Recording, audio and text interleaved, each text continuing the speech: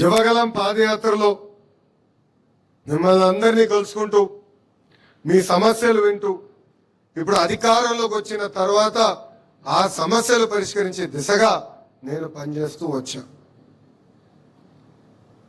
వాస్తవంగా చెప్పాలంటే ఈ పదవి అనౌన్స్ చేసినప్పుడు నేను చంద్రగిరి నియోజకవర్గంలో ఉన్నా.